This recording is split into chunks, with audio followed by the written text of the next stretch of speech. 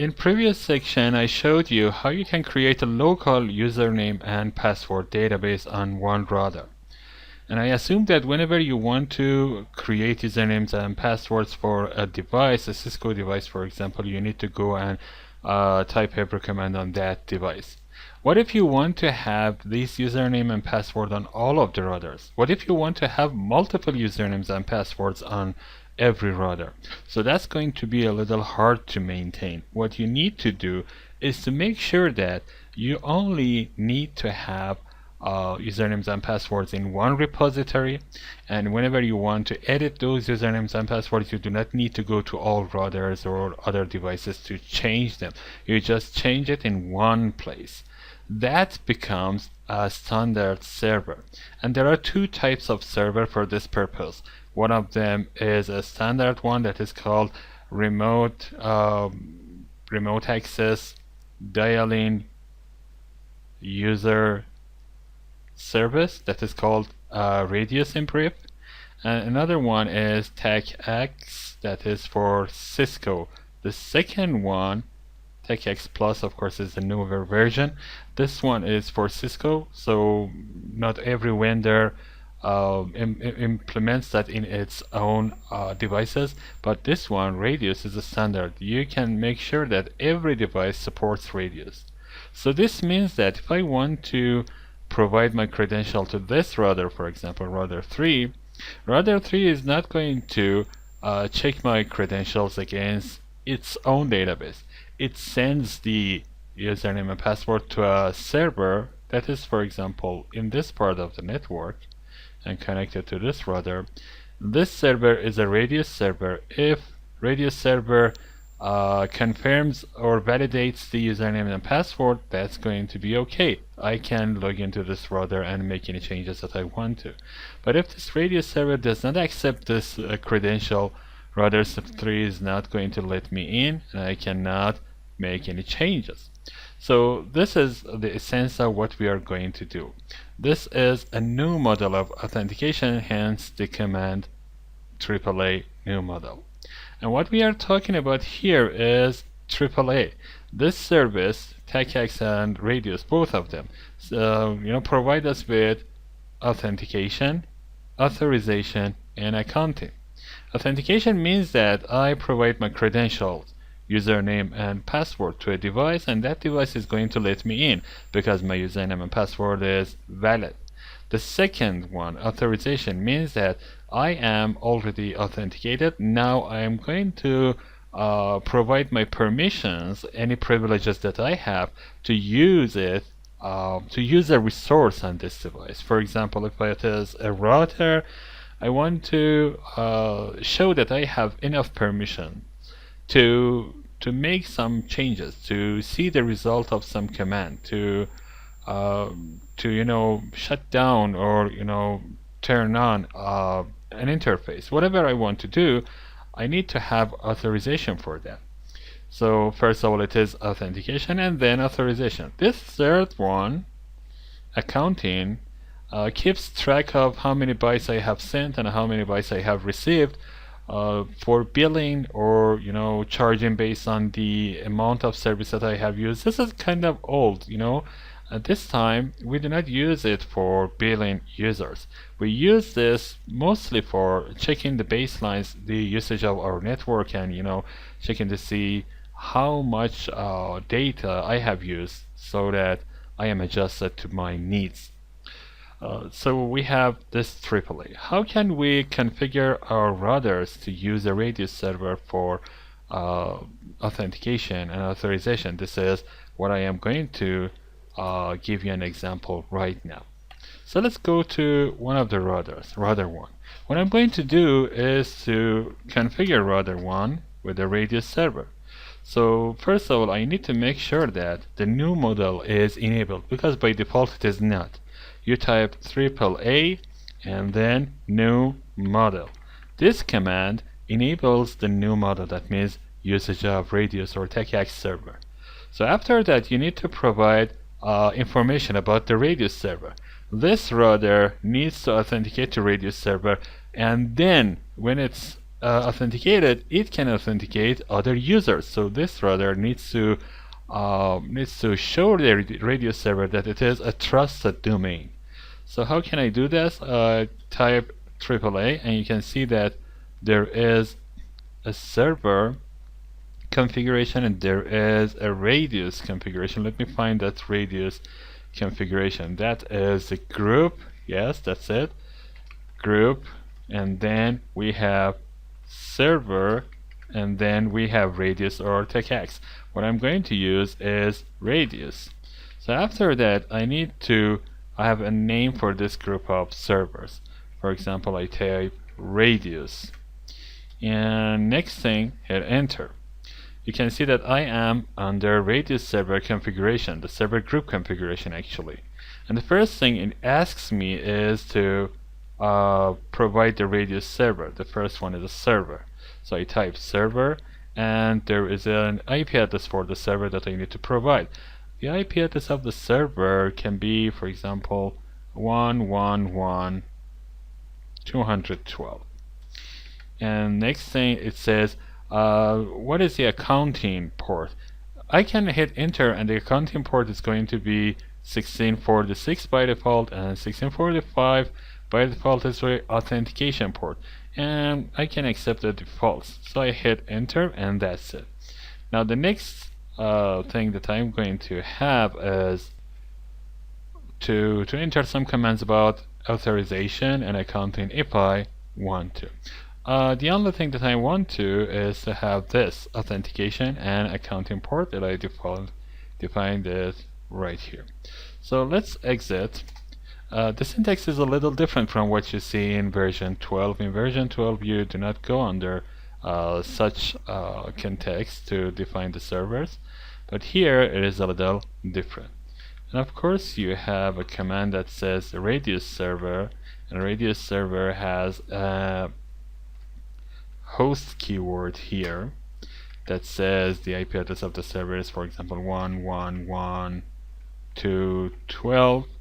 And next thing, it asks me about accounting port. As I told you, the default is 1646 and the authorization port is 1645. This is exactly the same as what you see in version 12. So you see that there are two different types of entering radius server groups. I type this, and if I go to privilege mode, what I'm going to do is to show radius server group, and I'm going to use all. You can see that it says there is a radius, there is a server group that says it is radius. Its name is radius. There is one server here. The ports are defined. I can see another server group, radius, here, and you can see the same configuration for that. So you can see that both way define a server group, but this way you can have a name for what you are defining.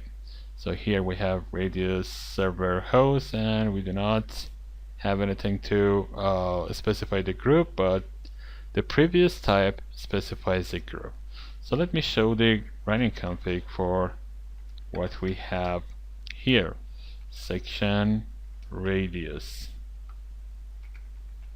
Hit enter, and you can see that this is one type of defining radius server, and this one is another type. Okay, so let's go to configuration mode again. Configuration mode, and in configuration mode I'm going to use this radius group. How can I do that? First of all, I type AAA authentication. Okay, what type of authentication I'm talking about? Am I going to authenticate you when you want to go to enable mode? Then I will type enable.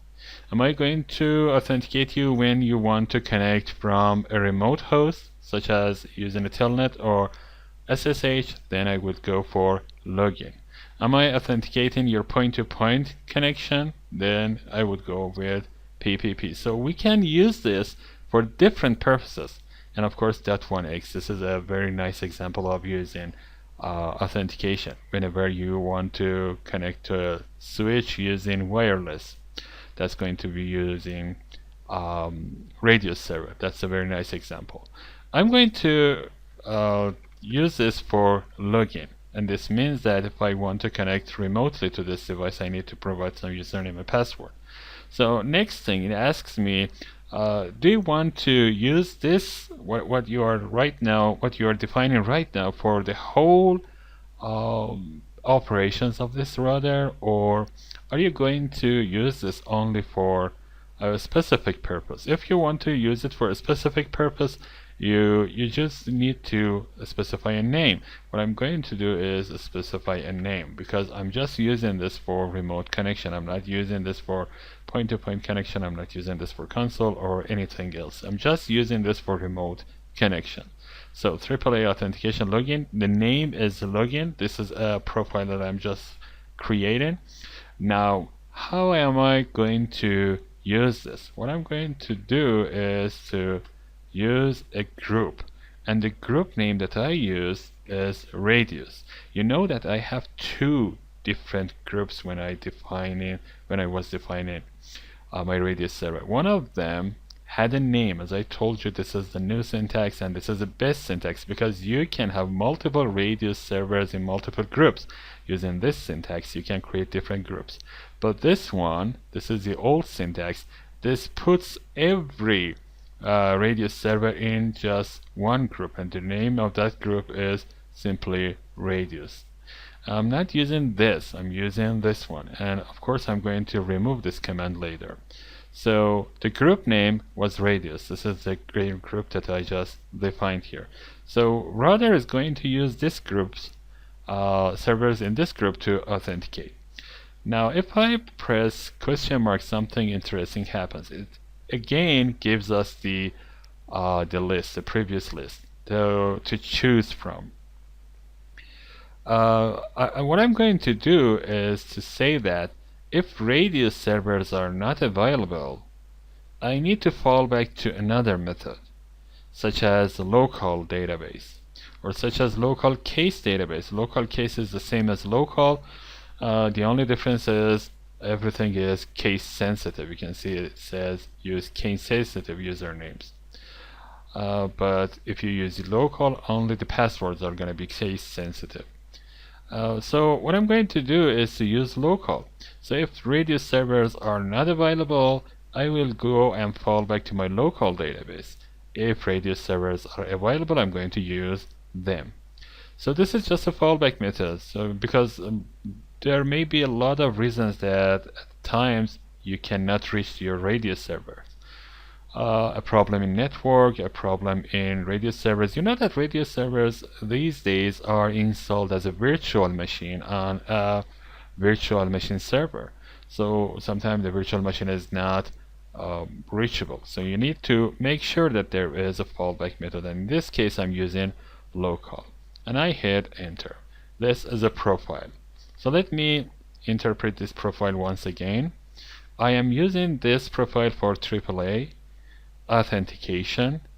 What I am going to do is to check my database against the login request from a remote host, and the profile name is going to be login. I am using a group of servers. The group of servers name was radius. I just named it radius. You can have any other name. And you know that under this group there is one server defined. And if these servers are not available, any of them, I will go for local database. Right now I do not have any local database. Let me create one. So I just type username admin1, password is Cisco, and of course, as I told you, you better use secret instead of password. So let's go for the best practice. Why use password? Secret is going to be Cisco.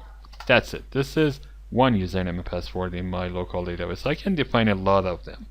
Only one is enough right now.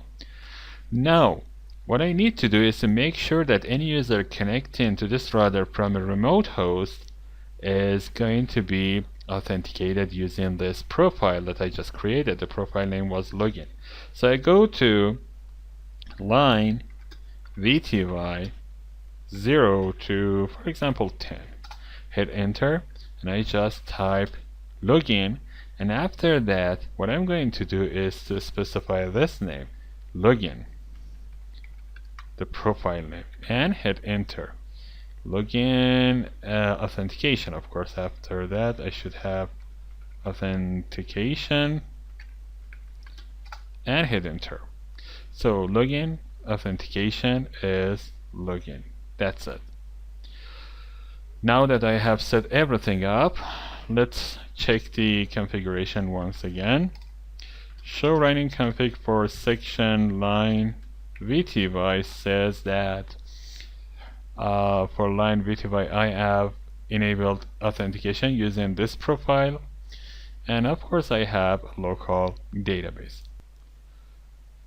Now that everything is all set, what I'm going to do is to test my configuration, and for this I'm going to make sure that I see authentication messages. So I type debug AAA authentication, and here we go. So if I go to router 2, I'm going to telnet router 1, 10, 10, 12, 1. And if I hit enter, it goes for username and password. If I go to router 1, it says AAA bind IF, and then next thing it says the login method was taken. So this is the method that I'm going to be checked against. So if I go to router 2 and type the username was admin1 and the password was Cisco, and hit enter, I'm going to be logged in. If I go back to router 1, I can see that it says Radius server was not available, so it fell back to the local database, and based on that local database I was logged in. I can exit, and that's it.